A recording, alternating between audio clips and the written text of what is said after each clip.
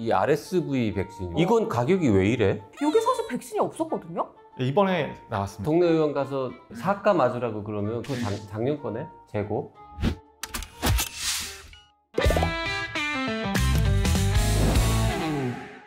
건강은 채우고 웃음은 더하는 나는 사다 시즌5. 백신 전문가 네. 정재원 교수님 오셨습니다. 어서 오십시오.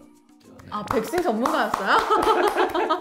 몇 개 영역이 있는데요. 아, 네, 그 중에 하나죠. 아, 네. 네네. 최근에 보니까, 기사 보니까 올해 독감 백신이요. 네. 4가에서 3가로 바뀌었더라고요. 왜 저 을지로는 3가 4가인데 백신은 3가 4가라고 발음합니까? 글자는 똑같은데? 이의 이승, 이의 이승 이런 느낌 아닐까요? 이게 시청자들께서 이해를 위해 좀 설명을 드리면 몇 종류를 커버할 수 있냐의 개념이 요 3가, 4가의 개념인데 올해는 독감 백신이 3가입니다. 네. 3가인데 그러면 3종류를 막을 수 있는 거예요. 그러니까 좀 기분이 나쁘거든요. 작년엔 4개를 막을 수 있는 걸 왜 굳이 작년보다 3개? 그러면 25% 깎아주든지. 원래 인플루엔자가 A가 있고 B가 있잖아요. 4가는 뭐냐면 A에서 2개를 가지고 오고 B에서 2개를 가지고 와요. 그런데 이제 A는 보통 유행하는 게 이제 2종류에서 거의 결정이 돼요. 항상 매년 WHO에서 올해 이게 유행할 것 같으니 이걸 맞으세요라고 정하는 거예요. 그래서 그게 잘 맞는 해도 안 맞는 해도 있어요. 그런데 B는 뭐냐 하면 종류가 2개밖에 없어요. 인플루엔자 A는 많은 것들 중에 2개만 찍는 거예요. 근데 B는 2개 중에 2개를 다 넣어서 우리가 4가를 만들었어요.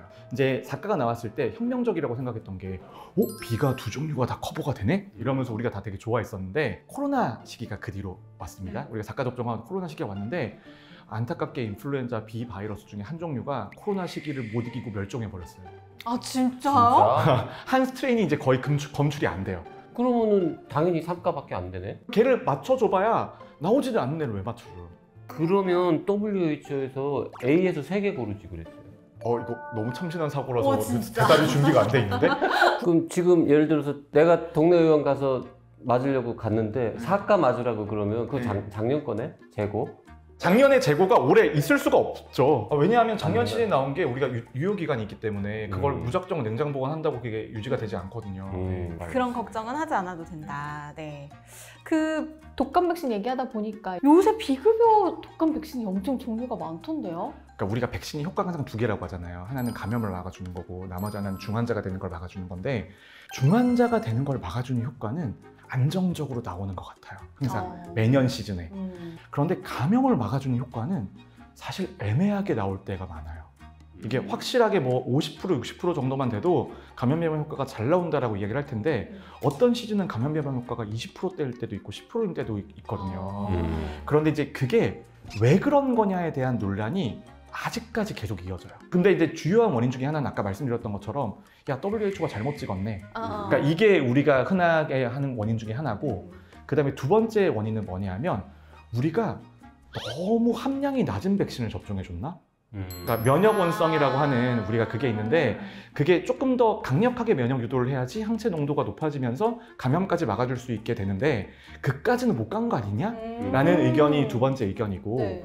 그 다음에 세 번째 요거는 이제 제가 최근에 밀고 있는 학설입니다. 그런데 우리나라는 인플루엔자 백신을 평생 처음 맞는 사람은 거의 없잖아요. 근데 우리 효과라고 하는 게 원래 이번 시즌에 맞은 사람과 안 맞은 사람을 비교를 해야 되는 거예요. 그런데 이번 시즌에 안 맞은 사람도 찾아보면 작년에 받았거나 재작년에 받았거나 몇 년 전에 받았거나 이런 식으로 접종을 다 했었단 말이에요. 그래서 그 사람이 완전하게 접종을 안 한 사람이 아니에요. 아, 그러네. 그래서 이제 그거랑 접종이랑 비교를 하면 감염 예방 효과가 떨어지는 것처럼 나오지 않냐라는 게 이제 저의 이제 제가 최근에 밀고 있는 학설인데 이건 아직까지 인정을 받지는 못했습니다. 인정받은 얘기만 하시죠. 그래도 이게 그래도 아니 그렇답니다. 네. 아니 그러면 지금 써니가 얘기한 비급여 백신이라는 게 네. 인플루엔자 백신 중에서 비급여가 있다는 뜻입니까? 네, 그렇습니다. 국가에서 무료 해주는 대상이 있는데 네. 그 백신은 백신당 단가가 있을 거잖아요. 그러니까. 근데 이제 이런 고면역 원성 백신 같은 것들은 단가가 더 비싸겠죠. 그치, 비싸. 그러니까. 그래서 국가가 그거는 못 사주는 거예요. 그래서 그러면 국가가 주는 싼 거는 내가 만약에 65세 이상이면 무료. 공짜로 맞을 수 네. 있는데 그 공짜를 안 맞고 네. 내가 추가로 돈을 내고 더 좋은 걸 받겠다. 더 센 거를 네. 맞을 수 있는 선택지가 있다. 네. 아니 그럼 이 비싼 백신은 얼마나 비쌉니까? 정재훈 쌤이 말한 것처럼 면역 원성이 강한 한 네, 4배쯤 네, 증강시킨 약이 있는데 그거는 싸면 8만 원에서 뭐 12만 5천 원, 13만 원 요 정도 수준까지. 꽤 비싸다. 네. 네. 기존 백신이랑 좀 유사한데 면역 증강제를 조금 더 넣었다든지 아니면 뭐 배양 방식이 다르다든지 이런 거는 비슷한 수준 4만 원, 5만 원 정도인 것 같아요. 근데 풀옵션 너무 비싼데 그러면 풀옵션 12만 5천 원까지 낼 마음. 이상. 그리고 이제 그게 진짜 좋은 거냐? 음. 근데 그거는 이제 데이터가 나와봐야 돼요. 그러니까 실험실에서 보면 확실하게 면역을 더 강력하게 유도하는 거는 우리가 확인이 됐는데 네. 실제 우리 현실 세계에서 효과가 더 잘 나올 거냐? 요거는 이제 이번에 시작이니까 이제 나와서 평가를 해봐야죠. 근데 12만 5천 원이 문제가 아니에요. 여기 지금 이 RSV 백신 요새 네네. 화제인데 그쵸. 이건 가격이 왜 이래? 자, 여기서 RSV 백신은 네. 1회 접종이 60만 원에서 100만 원 선이더라고요. 네. 이게 비급여니까 네, 가격이 가격이 이제 높아요. 병원마다 네. 좀 다른데 한 번 맞는 거예요? 한 번 맞는데 60만 원에서 100만 원 사이. 이게 그 호흡기 세포 융합 바이러스 네. 영아기 때 이렇게 랑 형이 네. 이렇게 두 시기에 접종이 가능하다고 하는데 이게 사실 백신이 없었거든요. 이번에 나왔습니다. 이번에 나왔는데 또 전통적인 백신이랑 조금 더 기전이 달라요. 아, 그래요? 그리고 이제 백신 가격이라고 하는 게 얼마만큼 많은 대상자가 있냐에 따라서 가격이 책정이 돼요. 근데 이제 인플루엔자 백신처럼 딱 출시가 되면 이제 수십만 명 내지 수백만 명이 한다. 그러면 개발비를 거기 다 녹일 수가 있잖아요. 근데 이제 처음에 이제 접종 대상자가 너무 적어버리면 초기 개발비가 거기에 다 들어가게 되니까 단가가 높아지게 되는데, 그러니까 저희가 이제 백신 접종 같은 거 정책 권고해 드릴 때 효과와 안전성에 대한 비교도 당연히 하는 겁니다. 그게 우리가 접종이 100% 안전한 건 아니에요. 근데 굉장히 드물지만 이상 반응이 있을 수가 네네. 있고, 그 다음에 접종을 얻을 수 있는 이익을 비교해서 이익이 이만큼 크면 우리가 권고를 해드리는 건데, 그 관점에서 우리가 비용 효과 평가도 해요. 그러니까 이게 이 정도 돈을 들일 가치가 있냐. 부모들한테 약간 공포 마케팅 이런 거 아닙니까? RSV 백신 없을 때도 우리 다 잘 컸잖아요. 정말 중요하신 말씀이고, 또 이것도 제가 잘못 표현하면 되게 조심스럽긴 한데, 이제 우리가 호흡기 바이러스 중에서 전통적으로 제일 위험한 애를 뽑으라고 하면 인플루엔자예요. 그 다음에 이제 호흡기 질환 관련된 거는 뭐 폐렴구균. 근데 이제 그런 것들이 이제 다 들어와서 접종이 되고, 코로나 백신도 계속 접종이 되고 있고, 그러면 이제 다음 우리가 개척한 장소로 나가야 되잖아요. 아, 그 다음 위험한 그래서 이제 거냐? 대부분의 그 다음에 위험한 걸로 뽑는 게 RSV예요. RSV인데 RSV가 이게 아이들한테 되게 위험하고요. 학계에서도 요즘에 그래서 RSV 연구를 굉장히 많이 해요. 인플루엔자랑 이제 코비드 연구는 너무 많이 했거든요. 4년 전에 아이를 낳았을 때마다 요건 백신이 없다. 그래서 네. 그냥 이렇게 예방을 잘해야 된다. 네, 요거였는데 나온 거예요. 네. 이게 그러니까 엄마들이 고민에 빠졌더라고요. 네, 그래서 저도 이제 이런 것들은 아직 연구를 좀 해봐야 되는데, 이게 실제로 비용 효과 적일 거냐, 이거에 대한 데이터가 이제 나와야 돼요. 그 요번에 제가 또 백신이 올 때문에 질문 찾으려고 검색하다 네, 보니까 네. 군대에서 네. 군인들한테도 예방 접종을 단체로 한다고 알고 있었는데 알고 보니 그게 의무가 아니라고 그러더라고요. 군인들이 선택할 수 있대요, 예방 접종을.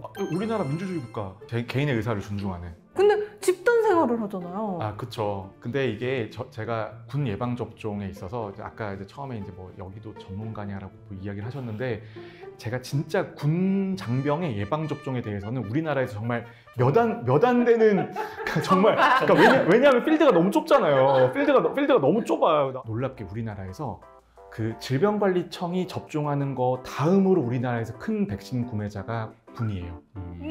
군이 접종을 뭐 해주냐면요, 인플루엔자 해주고요, 파상풍 해주고요, A형 감염 해주고요, MMR 해주고요, 그 다음에 수막구균성 뇌수막염 접종해주고요, 한탄 바이러스 백신 접종해주고요, 장티푸스는 이제 식품 조리병은 이거 해야 되니까 7개 백신 접종을 해줘요. MMR 같은 중요한 것도 거 다 맞아요? 해주나? 네. 병사들한테? 네. 왜?